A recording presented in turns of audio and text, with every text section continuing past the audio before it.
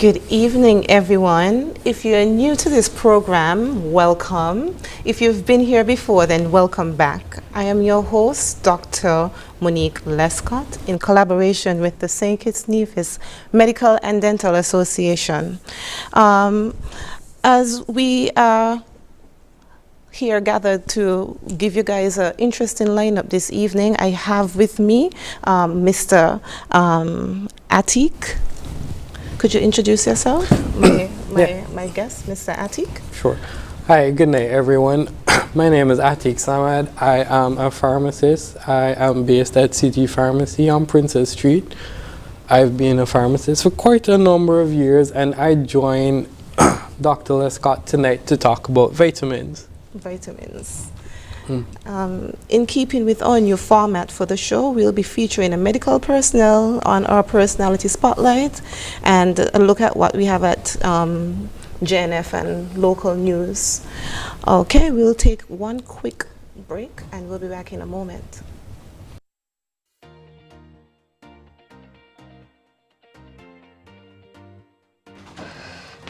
I hope they have it, you know. I hope they have it.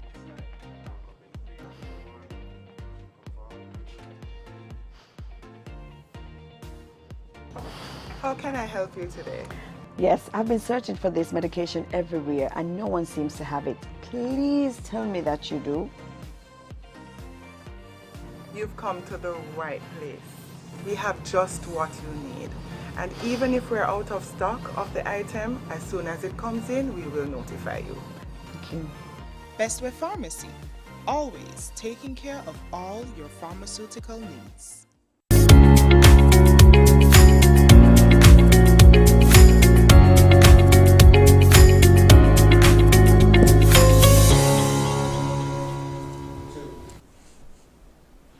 And welcome back.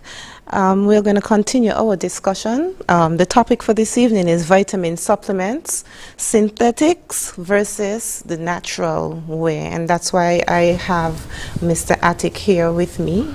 We're going to discuss further and expound on these issues because so many times persons, we keep hearing that we're supposed to eat a balanced diet. And I've had a few HealthWise on nutrition and not really nutrition, but obesity and weight gain and weight loss type of thing. But your nutrition and apart from your diet, your supplements. Right. Okay, so let's talk about diet. Right. First, I don't really like the word diets. People would go on diets, and what happens when you go on a diet is that you at some point would have to come off of a diet. So diets, as we look at it, traditionally aren't sustainable. So it's better to have a nutritional plan. So what you want is a plan that incorporates healthy foods, lots of fruits, vegetables, lean meat, right? And you want them in a proportion where it's not in excess of certain things.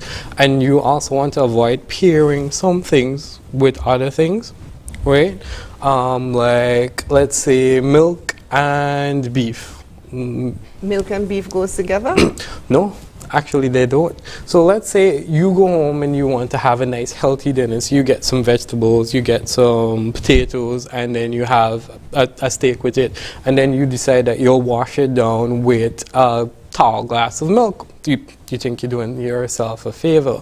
But what happens is that the calcium in the milk would interact with the iron in the beef, and it forms an insoluble compound that the body would not be able to digest or absorb. Right, so what happens is you negate all the benefits of both foods. So we strayed a little bit from there. So what I advise people to do is have a nutritional plan, not necessarily a diet. Diets are very strict. Diets are very restrictive. Well, that's where the vitamins come in, no? Like that's to supplement what we have, what we might be falling short. Right. So it is in the name, vitamin supplement. So they are there to supplement a diet, right? But let's say to supplement your sources of nutrition, because in the day and age that we live, it's very difficult to have good nutrition. It's fair. One, it may be cost inhibitive to buy enough groceries to make 3 meals a day that are varied and balanced, because you won't want to eat the same thing every day or for 3 times a day. So and vegetables and fruits now are the most expensive they have probably ever been. So then that takes us to the first slide, because the topic is vitamin supplements, the synthetic versus the natural. And you just brought up a very important point.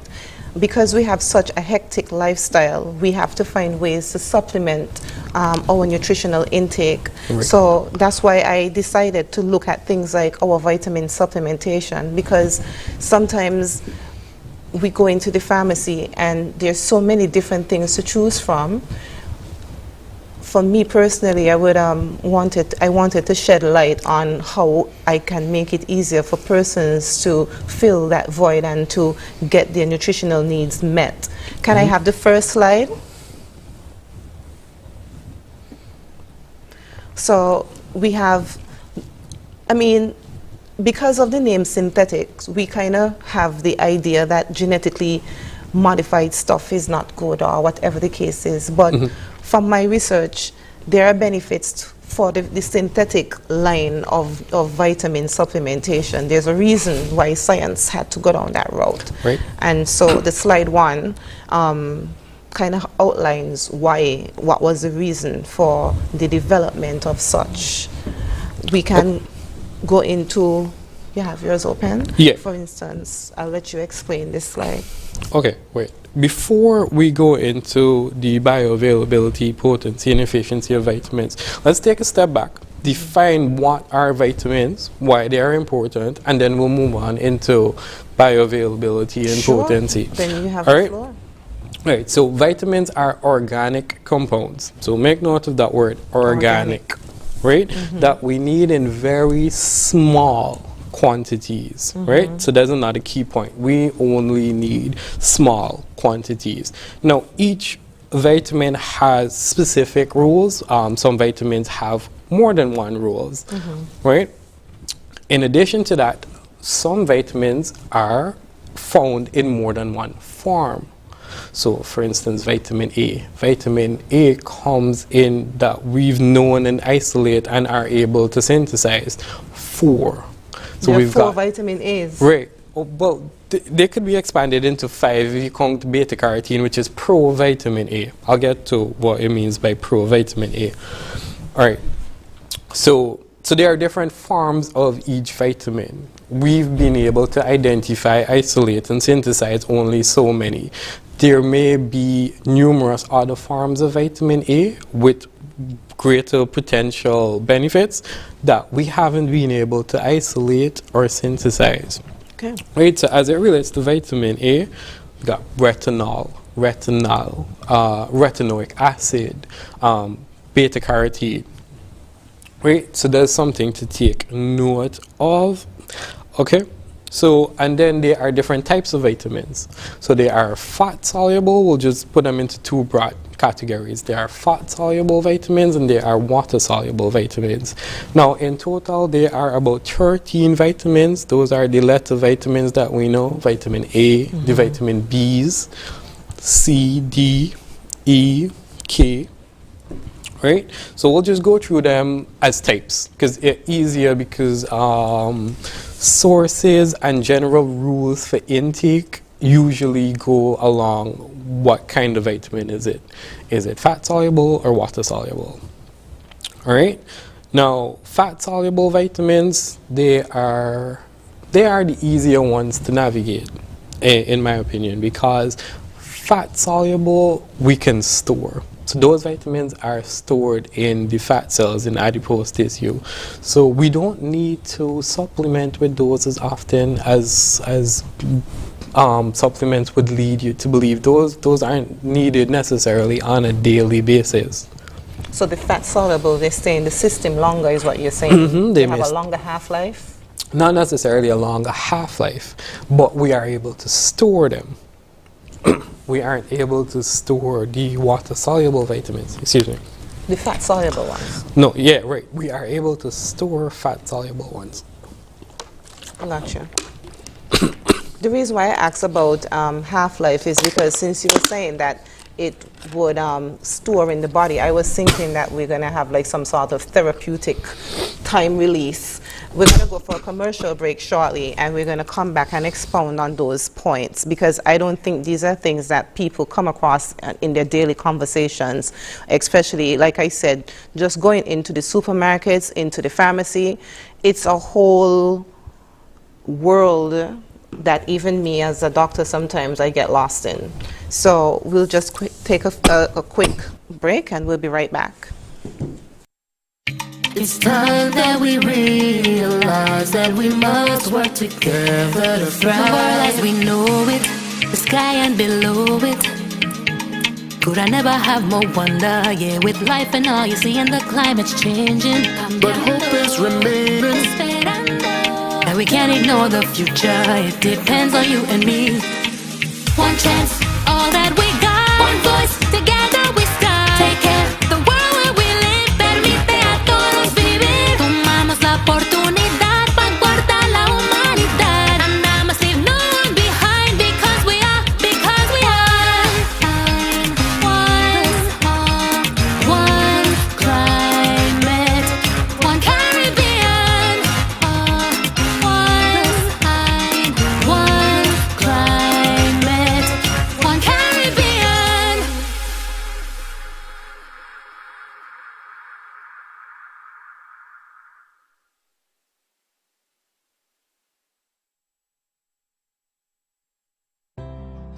If you're HIV positive or have an STI, having unprotected sex with multiple partners puts them in grave danger. You'll expose every partner and their present and future partners to HIV or another STI. Use a condom every time you have sex. You can live a productive life even if diagnosed with HIV. Remember, early detection is key to your survival.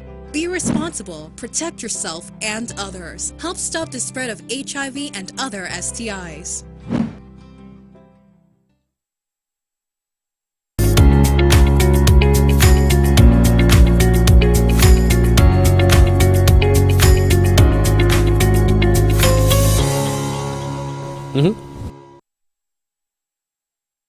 We're going to continue our discussion. Mr. Attic was giving us a very detailed interpretation of our vitamin supplement intake and what we need to consider and what we need to be looking for when we go outside to the pharmacies and the different sources, because I think some of us even order online. So we need to know what we're online ordering and what we're in the supermarkets and the pharmacies buying with our monies. So we're going to get back to Mr. Attic. You were saying? Right. So we were speaking about fat-soluble vitamins. So these are stored in the body. So vitamins A, D, E, and K, they are all fat-soluble. And they can stay in the body for days, sometimes even months. Right? Now, access to fat-soluble vitamins may depend on the person's physical makeup. It may vary from person to person, how fast or how active you are. I also heard that sometimes maybe if someone has some sort of chronic illness that they're taking medications for, sometimes certain medications, for instance, that they have to take for their survival can mitigate some of the therapeutic effects of the vitamins. So all of these things we need to take into consideration. A lot of the vitamins, they would say to ask you to consult with your physician before taking, but I know a lot of my people don't consult with anybody, and they probably just think that all vitamins are safe, it's good for you, so what's the harm? But it's really something to consider if you're taking medications to treat certain chronic conditions. You need to understand that you might think that you're buying vitamins for the betterment of your body, but then your body is not absorbing it as you should, or it's affecting the way that the medications that you need to survive work. So these are things that you really need to consider when you want to buy supplements. It can actually sometimes do more harm than good. Because what you were saying is, unless someone has a nutritional deficit, like some sort of physical ailment that causes them to have a deficit in their general nutritional makeup. Most persons apparently don't need that many vitamin supplements. No, right. It all depends on your diet or your nutrition. So if you don't have a very good diet, or if you don't have time to eat meals on time, and meals that are very nutritional, then you would have a deficit.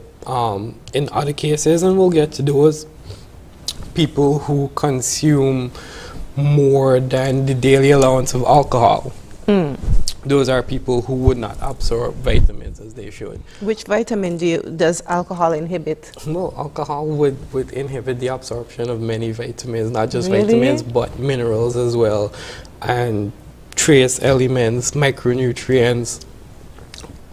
Because of how alcohol is absorbed and metabolized, it offsets. hinders almost every other. I had no idea. Well, it depends on your intake as well. Okay, that's interesting. That's something that we need to note, because we do, as a Caribbean culture, we like to indulge, and I don't think many of us consider that a heavy intake of alcohol or alcoholic lifestyle can affect you in that way. But I mean, malabsorption of nutrients is a very, very serious thing. So I didn't know that was possible. So we'll continue. You want me to call the slide, or you're gonna? So I'm gonna ask you again to please let us have slide 1.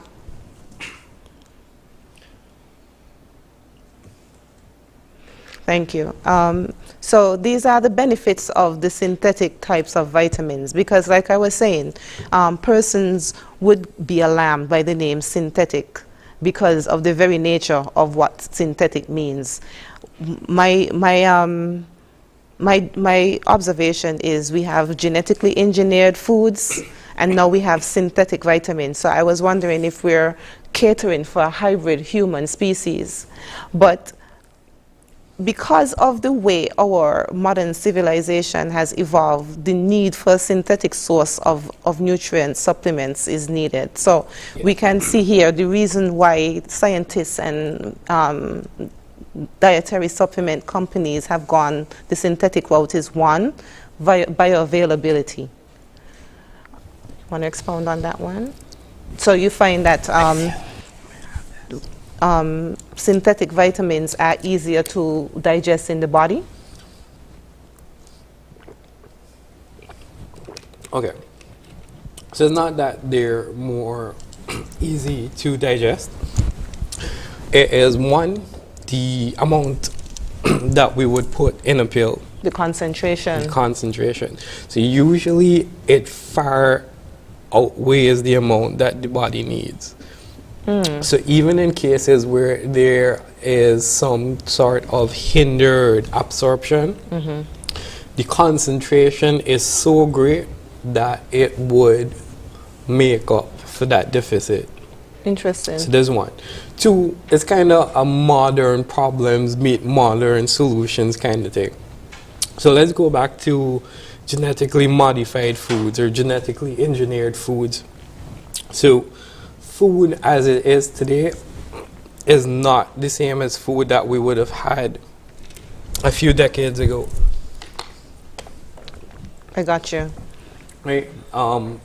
And then farming practices that are currently employed today are not the same that we would have employed a few decades ago. That's true. So in terms of actual nutritional content of the food that we consume, they are not the same as they used to be. Right? Lots of fruits. So it's basically to keep up with the demands, because I guess the world population is booming. Right. And so to make sure that as many people as possible are meeting their dietary supplement needs as per their body, then this route would be the viable solution, as you say, for modern day living. Right. So that is one consideration. Two, it's more convenient. It's easier to just take a pill, especially if it's a multivitamin where it's just a one daily pill. It's easier to do that than to have 3 balanced, rounded, well-proportioned meals. I agree. And then, in addition to that, it is cheaper. Okay. It's easier to go to the pharmacy and buy a bottle of vitamins. Usually you'd get 100 in a bottle, maybe 30, maybe 60.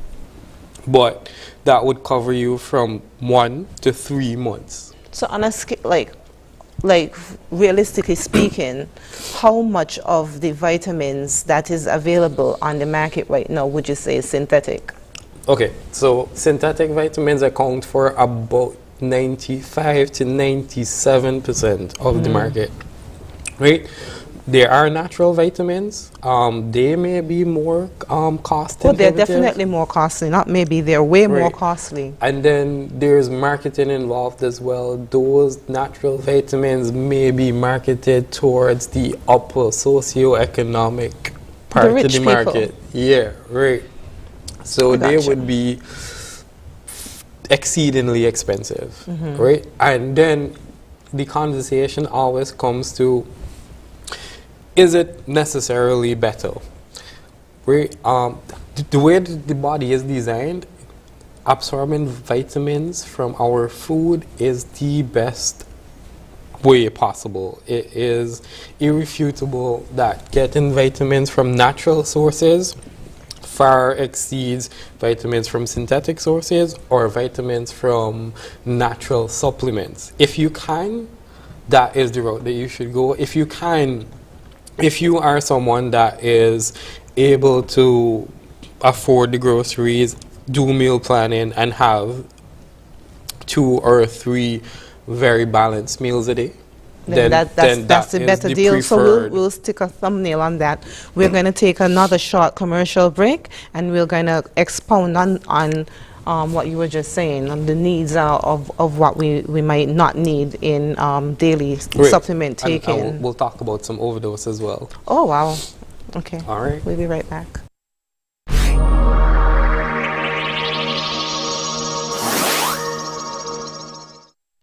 It's time that we realize that we must work together to thrive. The world as we know it, the sky and below it.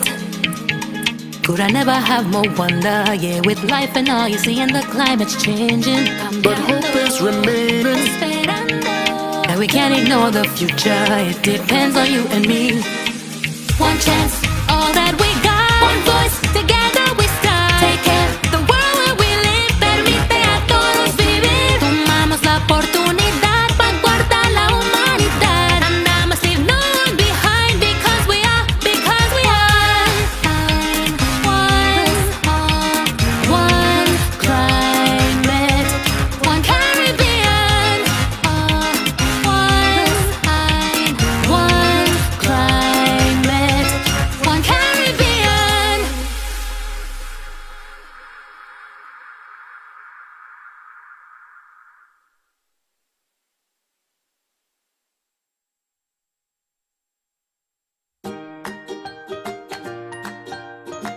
At Bestoway Medical, we are dedicated to meeting all your medical needs.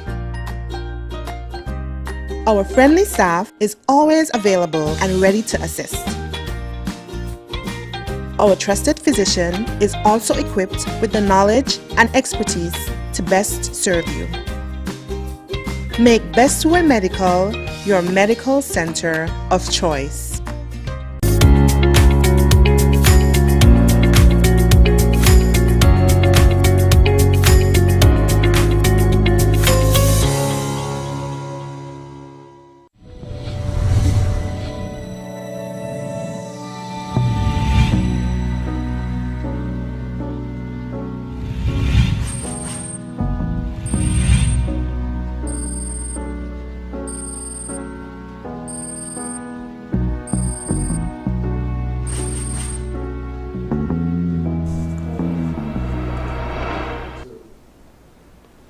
Welcome back, viewers. And we're going to continue our very lively and interesting discussion on vitamins, supplements, synthetic versus natural supplements. So we were, before the commercial break, we were kind of expounding on the body daily need or possible no need for as many vitamins that we probably do take. So then we're going to delve into the other slide. We're going to be talking about the possible side effects. So I'm going to also let Mr. Attic expound on possible overdosing problems. Right. So while we are constantly bombarded about the need for or the benefits of vitamins, it is rare, but overdose is possible. Especially with minerals, not so much vitamins, but minerals. But let's stick to vitamins. So they can lead to toxicity and they can lead to side effects. And going back to what we were speaking about earlier when we said that these vitamin tablets are highly concentrated, it is easier now to have an overdose because of the fact that they are so concentrated. Wow. Because a lot of them would be 1,000 times more than what we need. So then what happens when your body has an influx, an over amount of what you need? Okay, so in most cases, like water-soluble vitamins, what happens is it doesn't really matter how much you put in 95% of the cases, because what would happen is the body would absorb what it needs. The rest of it would just be... You pass it out. Right. It would okay. just make for very expensive urine. Okay. Right, because everything would just go out your body. Right, but when it comes to the fat-soluble vitamins, remember we mentioned that fat-soluble vitamins are stored in the body. And given the fact that they are stored, they are the ones that it's easier to have an overdose of. Because it's going to be in your body, so it's going to accumulate over time. It will accumulate over time, especially if you are taking them as daily supplements, and then keeping in mind that the amount that you're taking every day far exceeds a high amount every day. The amount that you need. And then if you, okay, so let's say that you are somebody who was putting on some weight while taking supplements. So you've accumulated some amount of adipose tissue, you're very fat at this point. And then you have a drastic change and you start losing fat. Now everything that was bonded to the fat would now re-enter into circulation. And you would then have... Really? So then how long does it problem. stay in the fat? Like up to a year, 2 years? Or for as long as the fat is in your body? Right. So as long as it is bonded there, it is there as long as the fat is there. That's why the fat-soluble vitamins could stay for months. Oh, this makes me feel like I need to go and lose some weight. I might be overdosed. Yeah, but you don't want to lose the weight too drastically, because burning the fat too quickly is what may lead to the adverse effects. Okay. Because too much gets into the body too quickly.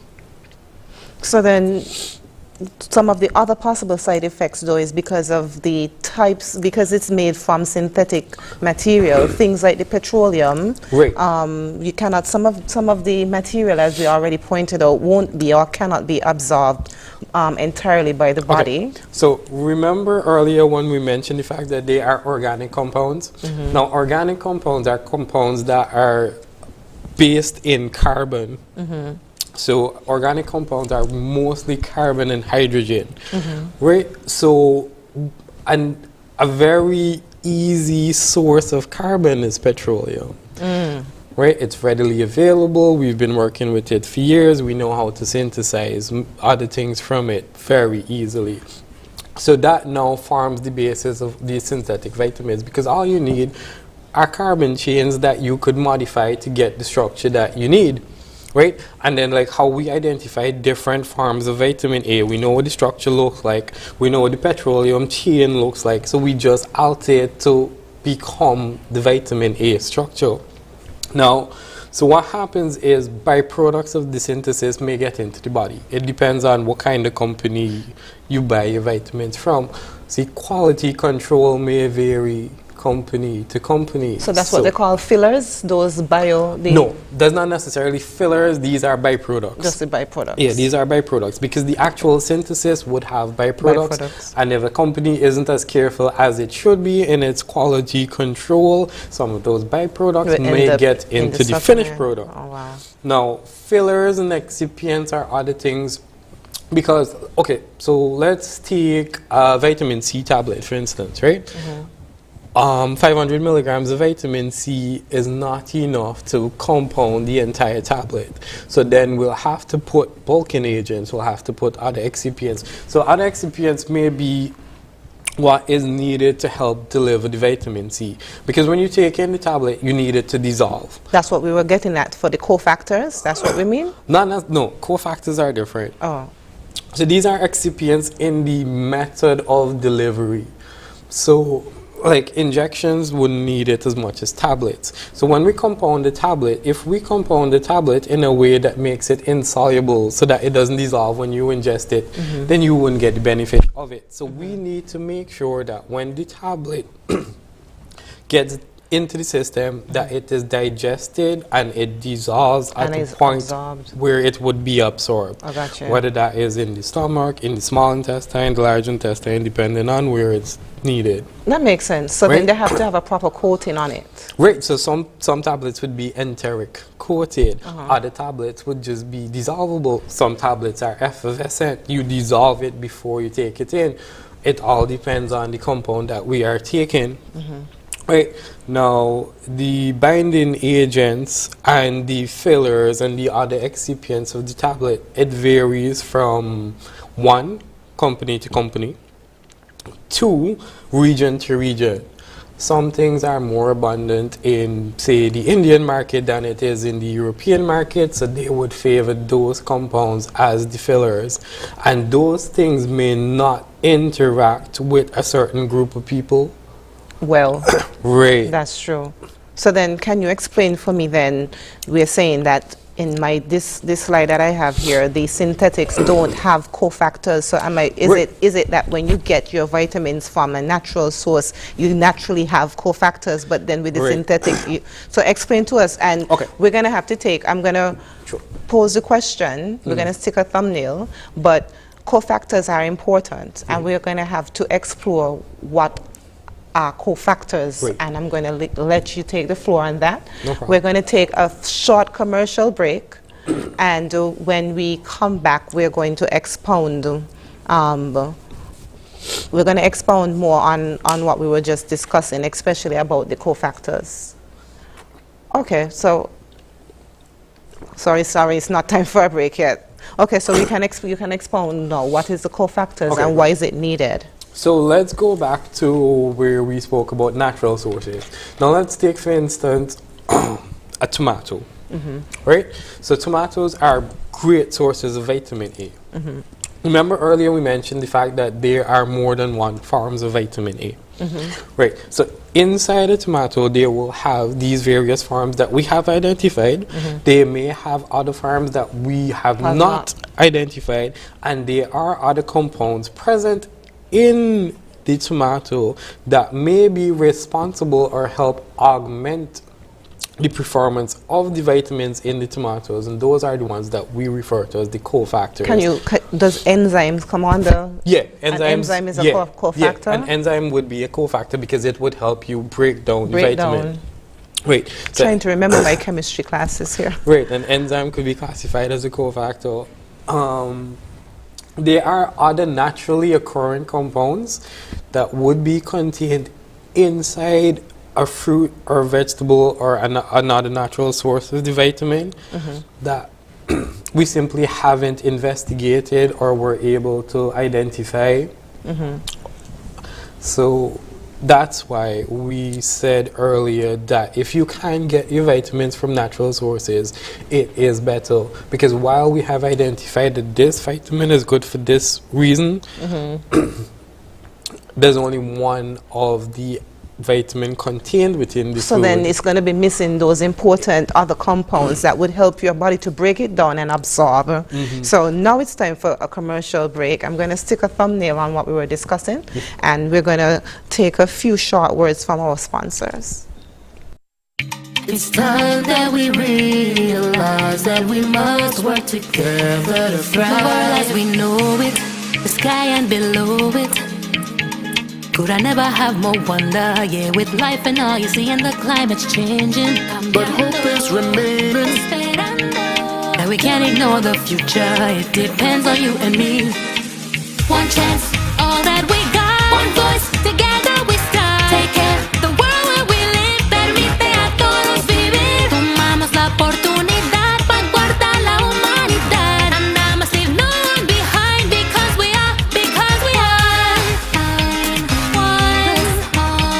one climate, one Caribbean. One climate, one Caribbean.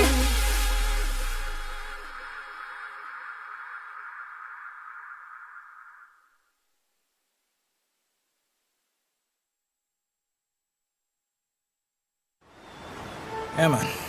Another day in the books.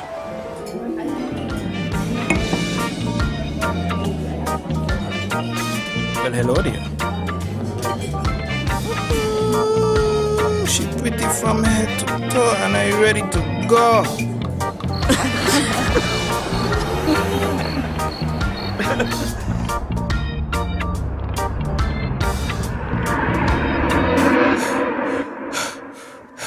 Wait there. Whew. Can't afford to slip up. Not even in my dreams.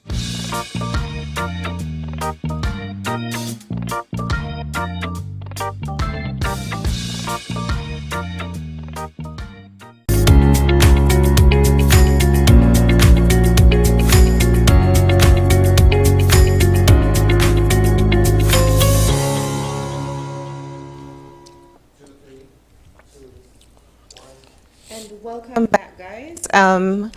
We are going to continue our discussion on vitamin supplements, synthetic versus natural supplement vitamin sources.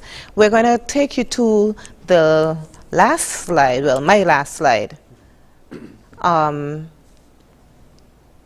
Slide number 4. How many of us out there can say that we take all of these supplements on a daily, and how much of it is our body absorbing, and how are we benefiting from taking all of these into our bodies every day? So we were talking just before the commercial break about the cofactors. Right. So we were saying that some examples of cofactors would be like enzymes. Right. I know, for instance, you were saying that you can't take, is it iron with milk? So Right. what are the other examples of incompatible things? I know you can't take orange juice with certain things. Well, it's more important to focus on what you should take with what, because Yes. you want to augment them and as much as you can. So then what is a good combination to take The your good vitamins? combinations are like, let's say, orange juice with your beef, because vitamin C aids in the absorption of iron. So drink orange juice with a beef, a steak sandwich? Right. So that would be better than if you were to have milk. Okay. Generally, milk and antacid does it interacts with a number of things. If you've ever received or you ever given medication, you've at some point or the other told people to avoid antacids or milk or. I think grapefruit. Okay, grapefruit there's like a whole different thing. Could be for people with hypertension, because grapefruit itself can cause it can cause drops in blood pressure. But in terms of milk and vitamins and milk and other compounds, it is so readily reactive. It usually always ends up into an insoluble salt. So then you're just going to pass it out because it's insoluble. Yeah, right. It's just right. going to go through your GI. Wow. With no perceived benefit at all. So generally, you try to, especially with certain medication, avoid milk. But milk is essential with some people in terms of digestion. Yes. So if you do need to take it, we would advise that you do it 2 hours before, 2 hours so that after. it's already passed through your system. Right. so they aren't in the same particular part of the GI Okay. at the same instance. Makes sense. That makes Right? sense. So you We're would gonna have to- we're gonna stick a thumbnail on that again. We're now going to introduce our personality spotlight. His name is Mr. Peter Douglas. He's a physiotherapist at the Joseph and France General Hospital, and it's my pleasure to introduce him tonight as our personality spotlight.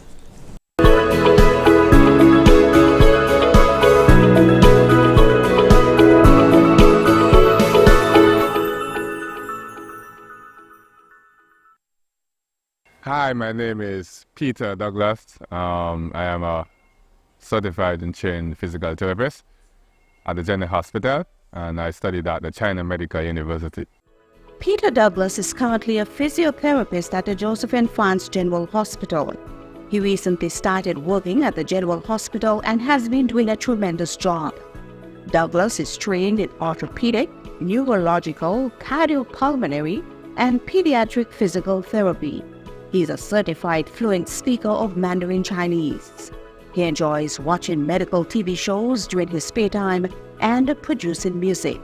This led him to produce a bilingual graduation song, Battle of the Middle, with a friend. This is available on all music platforms. Our personality spotlight is physiotherapist Peter Douglas. 大家好，我是道之成，一位物理治疗师。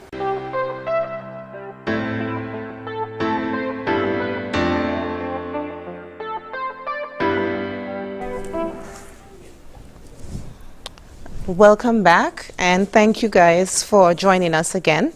So we're going to continue our discussion. The topic for tonight is vitamins, supplements, the synthetic versus the natural vitamins.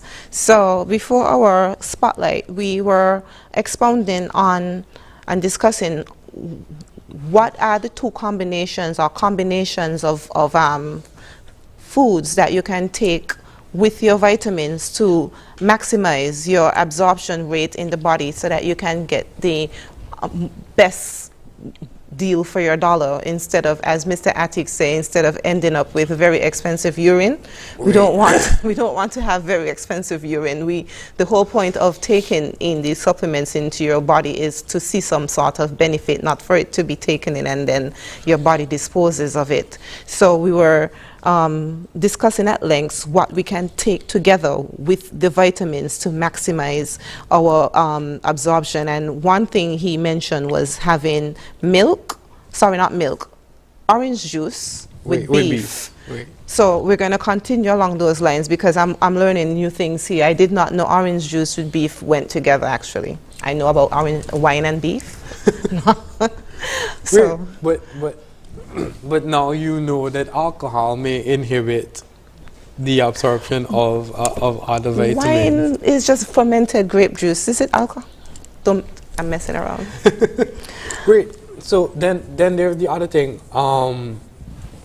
A few years ago, we used to say that red wine is beneficial because of the bioflavonoids that it contains in it. Right? And I really support this view. Right, but then we were able to do some further trials on it. And they disproved it? It's not necessarily disproven. It is the amount of alcohol contained within the wine kind of renders the bioflavonoids in the red wine ineffective. So the flavonoids are there, but they're not useful. Yeah, some of it is still absorbed, right? But the thing is, the negative side of the alcohol contained within the drink far outweighs or exceeds the positive benefit or perceived benefit of the bioflavonoids or flavonoids contained within the drink. I am so disappointed. Like, I was really using wine as an excuse to be healthy, but I guess I don't have that excuse anymore. Thank you, Mr. Attic, for bursting my bubble. Now I can't have as much wine as I usually, but I'm just playing. Right. So remember earlier we said that people who take more than the recommended amount of alcohol would be hindered in terms of their nutritional absorption. Right. So that would be, I think the recommended amount is 2 drinks per day. So anything that exceeds 2 drinks per day would be considered too much. Too much. Yeah.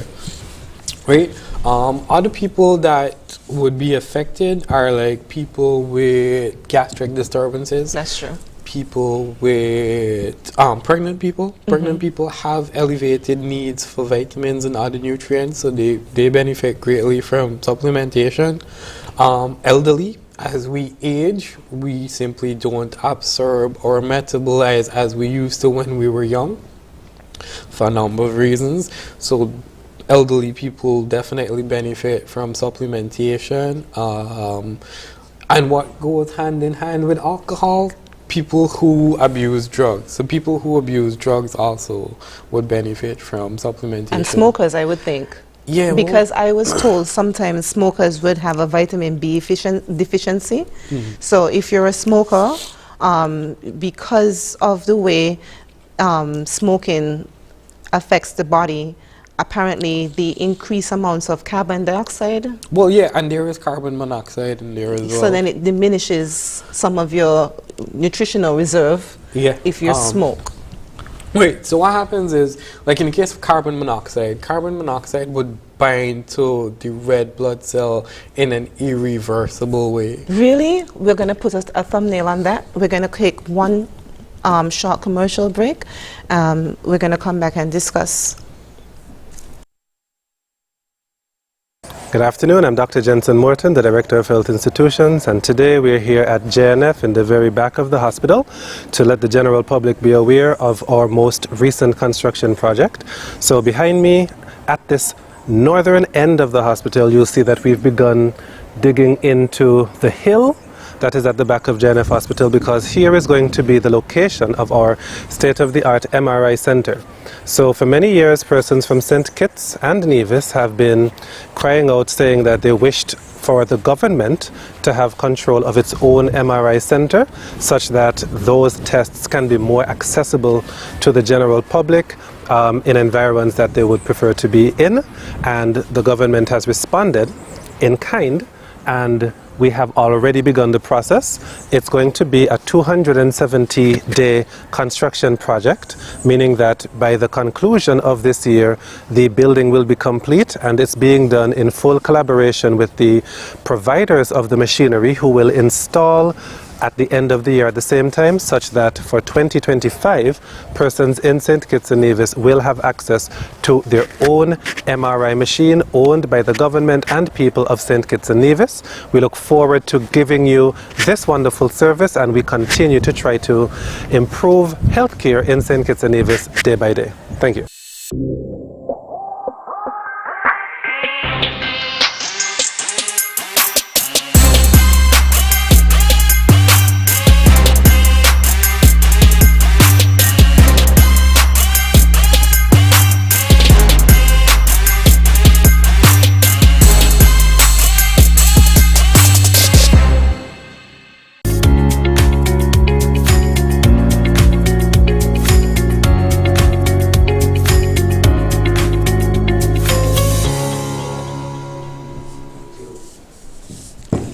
And welcome back again. Thank you for joining us. For those of you who are new, welcome. And if you have been with us from the beginning, welcome back. So we're going to continue our discussion. The topic for this evening is vitamins, supplements, synthetic versus natural. So we're going to continue our very interesting discussion. I've learned so much already from Mr. Attic tonight. He has made me understand that I can't have more than 2 glasses of wine per day. And he also taught me a few other things. So we were saying, persons who would need these supplementations, you were saying, one, pregnant people. Right. Okay, so yeah, let's recap. So people who benefit the most from supplementation, or another way of saying it is people who would require more supplementation than the average person, would be one, yes, pregnant women. Pregnant women would need more vitamins. People with dietary limitations, people with allergies, so you can't eat certain foods. Oh, that's true. I never even thought of that. Right, so that would fall under dietary limitations. People who with digestive issues that can't digest certain things, so they would also fall under dietary That made me think of children, picky eaters. If you're a mom, Right, if you're a parent with picky eaters, they don't eat this, they don't eat that. Yeah, Yeah, and then the world that we live in with so much processed food, especially ones aimed at children, and the nutritional or lack thereof nutritional value in these foods would basically it requires it creates a need for more supplementation when really there shouldn't be, because we should try to as much as we can give them from the a natural balanced, source, right, a very balanced meal with lots of the natural sources, right. So keep going with the people who benefit from supplementation. People with deficiencies, some people are just born with some certain deficiencies, or maybe over time develop certain deficiencies because of poor diet or hectic lifestyles. So we would have to then introduce supplementation as a way to correct those imbalances. People who consume alcohol in excess, drug users would also fall into that category. People as well as the elderly. I think the elderly were the last class of people we were discussing before we went on break, because as we age, our bodies simply don't work as they should or as they used to. And also the elderly tend to be on medications, like I was saying before, that inhibits their absorption rate as well. And so, yeah, that would make sense. So medication would limit absorption, and as you get older, there are dietary limitations as well. You simply can't eat as you used to. You can't metabolize as you used to. You can't process as you used to. So the elderly kind of encompass more of the other categories as well. But what you were saying with pregnant women, though, one thing that we said off camera that I noted was the folic acid intake. We really only need that in the beginning of the pregnancy. So then sometimes we tend to overthink these things, and I guess we take supplements. Right. So here's why. So folic acid is very, very important in the developing fetus. It is important throughout the development of the fetus. However, its key role happens in the very early stages of pregnancy. And what happens sometimes, it's basically in the first 5 weeks of pregnancy or thereabout. What happens if you start folic acid supplementation after you realize you're pregnant? Most pregnancy tests would tell you, well, a week before your next period or your next supposed period, and you've already missing weeks that the fetus has been developing that it would have needed the folic acid. That's interesting. Right. So our advice, if you do plan to get pregnant, you could start prenatal vitamins from before that point. So all the vitamins that the fetus needs are already there. However, you also have to know the fact that there are possibilities for overdose, especially when it comes to vitamin A and pregnant women. Too much vitamin A causes fetal defects. And abnormal developments. So, like, we would warn women to stay away from beef liver, which is an excellent source of vitamin A, but there's so much vitamin A that it may be detrimental to the baby. fetus. Wow, I had no idea. Right. Okay, that's interesting. So we can recap everything that we would have discussed. So the first thing you taught us basically was what exactly is vitamins. So what are vitamins? Vitamins are organic compounds that we need for different bodily purposes. They all have significance, and we should try as much as we can to get them from natural sources. If we can't, especially in today's lifestyle, then you try to supplement when necessary. Is there like some sort of laboratory testing that you can do to tell what is deficient or lacking in the body? Right, there are a number of tests that you could do, not necessarily to tell what is deficient, but to you could detect deficiencies, right? And as a diagnostician, as somebody who would diagnose, when you see certain signs, you would be like, okay, we'll run certain tests, because let's say you see signs of scurvy, You'll And be you like, also okay. have to take in consideration their lifestyle and whatever symptoms would Right. tell. So depending on the clinical presentation, then you'll order those specific tests that are for that deficiency. The reason I asked is because I wanted to know if there was something that quantified it, like your... Well, here's the thing, like we can't, like, it would not be beneficial or cost effective or even wise to go to a lab and run a broad array of tests, because if you keep looking, you may find something. And if it's asymptomatic, it's something that doesn't need to be treated. Doesn't need to be addressed. So one, you'll put yourself in unnecessary expense, you'll cause yourself unnecessary worry, and you might try to treat something that was never a problem. A problem, true. Right? So running a battery of tests is never a good idea. I agree. Okay. So we understand what is vitamins, why they are important. We understand the difference between fat-soluble and water-soluble. Right. I don't think we were able to touch on water-soluble vitamins as much as we should have. We did talk about fat-soluble vitamins. So vitamins are of two types, fat-soluble. Those are A, D, E, and K. Right? And water-soluble vitamins are the B vitamins. Now, the B vitamins are very numerous. You have vitamin B1, B3, yes, B2, B6. Right, B complex is a good source of all the B vitamins, and each of the B vitamin we would need in different amounts. Right, so that is something of note.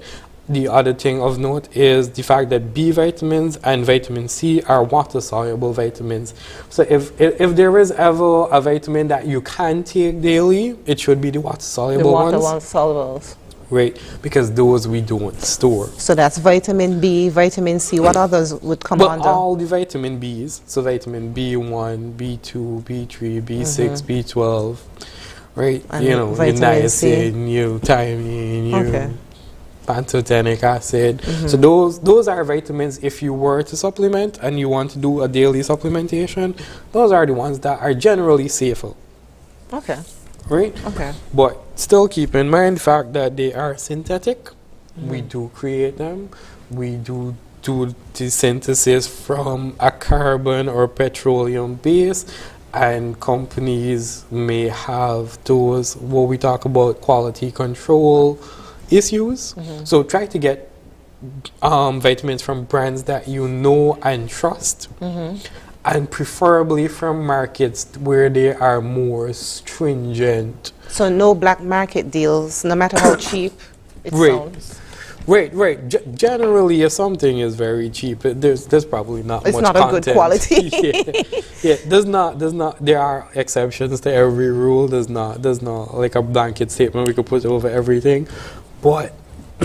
I got you. Yeah. Try to find brands that you trust. Research the brands. If you're not really sure, there are people in the pharmacies or in the health fields that you could consult, and you could get more information. That's awesome. Yeah, you could always ask Dr. Google. Dr. Google. Well, it's about that time where we're going to have to wrap up. I'm going to have to end our discussion here on the topic vitamins, synthetic versus natural. I would like to take this opportunity to thank Mr. Atiq Samad for coming out and educating not only you guys but also me. I've learned quite a bit this evening, and I would like to extend sincere gratitude for him taking out time and being our guest here and sharing all of his wealth of knowledge and information. Thank you very much, Mr. Samad. Well, yes, thank you. I'd like to thank you and ZIZ and the entire production team here behind it for giving me an opportunity and a platform to be able to help educate your viewers and your listeners. Hopefully something that I said may benefit somebody. I'm sure everything you said benefit, because it benefit me. So from my studio to your home, thank you very much.